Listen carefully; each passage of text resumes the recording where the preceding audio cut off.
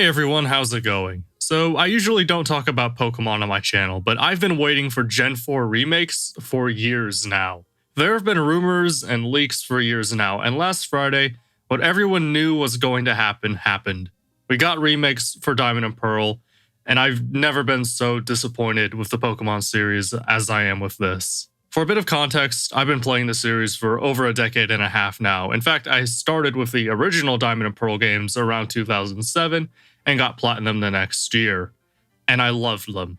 I still love them. It's some of my favorite gaming experiences of all time, despite some of the glaring flaws the games have. Pretty much every remake that Pokemon has done has been a distinct improvement over the original. Red and Blue were outdated almost as soon as they came out, and Fire Red Leaf Green brought them into the modern era. Heart Gold and Soul Silver are considered some of the best games in the franchise, and I would tend to agree.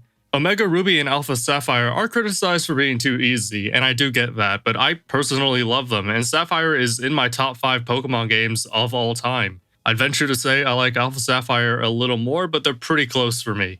Brilliant Diamond and Shining Pearl look like a clear step down in quality from the original games. The elephant in the room for these games is the art style.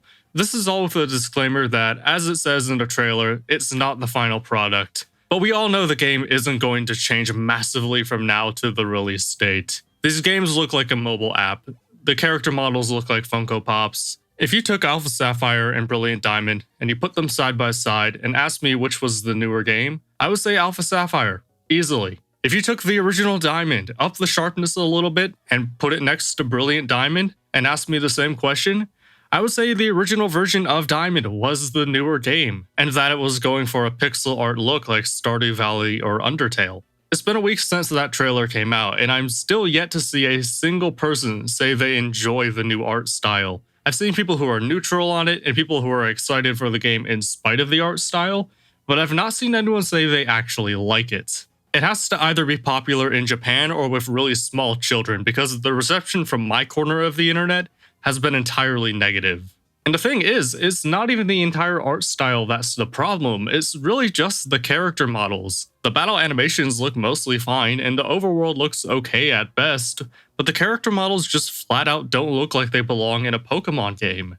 If Game Freak came out and said they were going to delay the game for a year or two and completely redesign the overworld to look like ORAS, I wouldn't be upset. In fact, I would prefer they did that.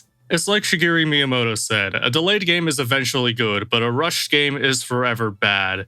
Does anyone know if he was any good at game development? But there's more than just the graphics that have me worried about these games. In their presentation, they said they were going to make this game a one-for-one remake of the original games, which is no doubt a response to some of the criticisms of ORAS. And while I would have liked that leading up to the trailer, after thinking about it, I'm not so sure that's a good idea. Diamond and Pearl has flaws. The regional dex was extremely limited, the battles were slow, HMs were abused a little too much, and good god could they ever be slow at times. Platinum fixed a number of these issues, and we'll talk more about Platinum in just a second, but it didn't fix all of them. And if we're getting a one-for-one remake, are these problems going to come back? Am I going to have to keep a B-Barrel on my team at all times, or are HMs going to be a thing of the past? Are the battles going to be faster, or am I going to have time to watch a movie after I punch the Blissey in Victory Road? Can I have a fire type on my team that isn't Rapidash if I pick a starter other than Chimchar, because Diamond and Pearl had no other fire types in the game despite having a fire type Elite 4 member? Because if all of those problems are still in the game, I might as well just go play my copy of Platinum and save myself the $60. And speaking of Platinum, we should probably talk about this little wrinkle in the story. When people say they want a remake of Gen 4, they may say they're talking about Diamond and Pearl, but really they're talking about Platinum.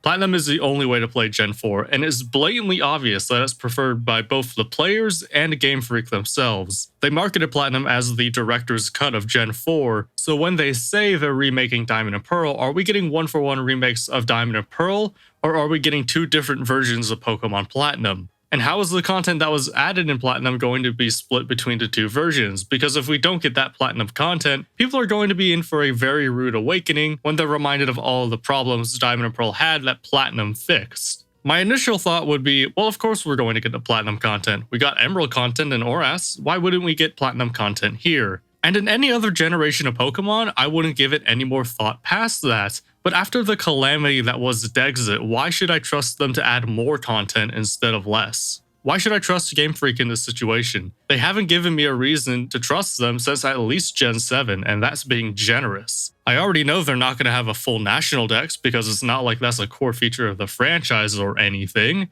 But why should I trust that the expanded Platinum dex won't be thrown out as well? Why should I trust that they'll add the Battle Frontier from Platinum into these remakes? Why should I trust they'll add the Distortion World into the games? We could just catch Giratina off Route 214 again. Why should I trust them?